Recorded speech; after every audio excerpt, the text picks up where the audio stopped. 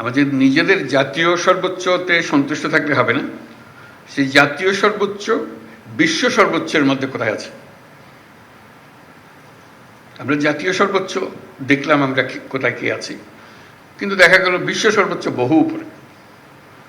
কাজে আমাদের চেষ্টা করতে হবে যে আমরা জাতীয় সর্বোচ্চ আর বিশ্ব সর্বোচ্চের মধ্যে কেন দূরত্ব বেশি না থাকে। আমরা নিজেদেরকে সর্বোচ্চ ডিফাইন করলাম, নিয়ে আসলাম, উৎসব করলাম, সঙ্গে সঙ্গে ওই প্রতিযোগিতা আমাদের মনে থাকতে হবে, বিশ্ব প্রতিযোগিতা। এটা হলো স্পেশাল ফোর্সের একটা নিজস্ব দায়িত্ব আছে, সেটা পালন করবো, অবশ্যই করবো, কিন্তু সঙ্গে সঙ্গে আমাদের ওটাও মনে রাখতে হবে এই দায়িত্ব পালন করার ঘটনা না ঘটতে পারে,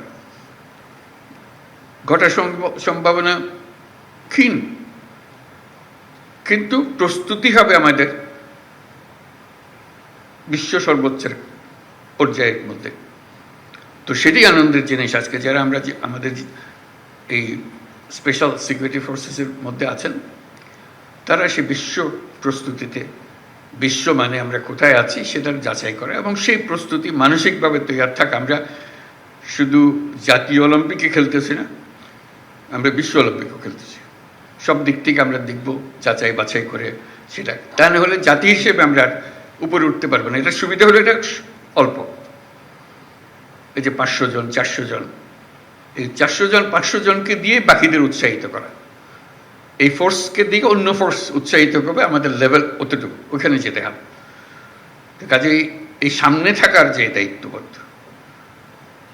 শীর্ষে থাকার যে আনন্দ, যে দায়িত্ব, সেটা যেন আমরা পালন করতে পারি, সেটাই হলো আজকের প্রতিষ্ঠা বার্ষিকীর সবচেয়ে স্মরণীয় বিষয়, যে আমরা সেখানে সেই মাপে আমরা কোথায় আছি। আমি অভিনন্দন জানাচ্ছি সবাইকে এই ফোর্সেসের অংশভূত হওয়ার জন্য।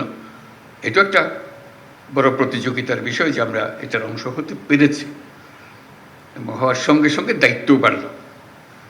এটা যেন আমরা নামিয়ে না ফেলি, আমাদের যে মান, সে মানে যেন আমরা নিচের দিকে না গিয়ে বরং উপরের দিকে আমরা উঠিয়ে দিতে পারি। প্রতিবার যখন এই ফোর্সেস গঠন হয়, সেই গঠনের মধ্যে আমরা প্রতিবারেই ধাপে ধাপে উঠছি, ওই বিশ্বমানের কাছাকাছি চলে যাচ্ছি, এরকম যেন আমরা মনে রাখতে পারি।